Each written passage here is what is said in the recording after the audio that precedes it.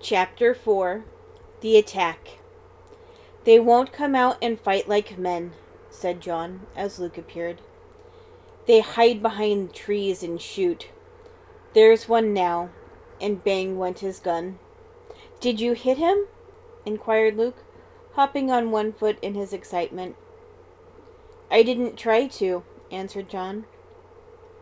"I just wanted him to know we are awake." "Oh, do fire again," cried Luke. "Here, you watch and see what you can do while I load this other gun," said John. "You mustn't mind, though, if it kicks your shoulder." Luke pointed the gun through a little hole in the wall.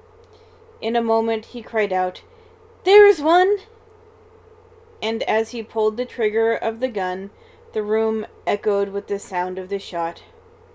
"Oh, wow, how that hurt! I don't think it's any fun shooting at Indians when the gun kicks," he said. "They're getting much bolder," observed John, taking his place at the peephole. "They're all around the house now. Look quickly, Luke. Can you see that big fellow with his body all painted up and his feathered headpiece on? They must know Father's away, and they think we can't aim a gun. But I'll show them."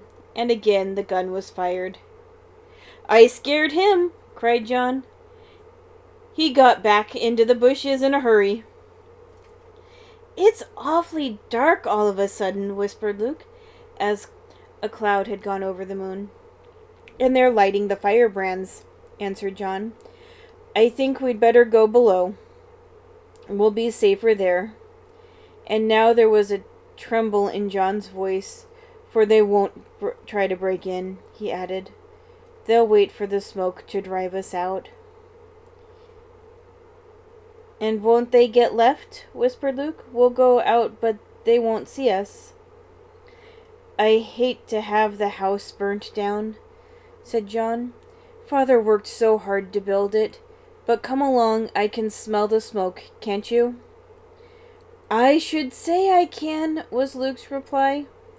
The boys went down the ladder into the cellar, carefully taking both guns with them. John helped Luke first through the opening into the cave, and then handed the guns to him. "Mother," whispered Luke, "are you there?" "Yes, dear," answered his mother, "and Prue is asleep. Are you both safe?" John now climbed through the opening and very carefully pulled the two boards up into place and tied the rope around the box. "Now I'll sit on this box and make sure to hold the boards safely in place," he said. "We mustn't talk," whispered his mother. "Indians have very sharp ears, and they are all about us." Taking a blanket from beside her, she placed it around Luke's shoulders. "Sit up on the box, John," she said in a low voice, and Luke felt very big and brave. As there was no moonlight at the mouth of the cave, it was very dark inside.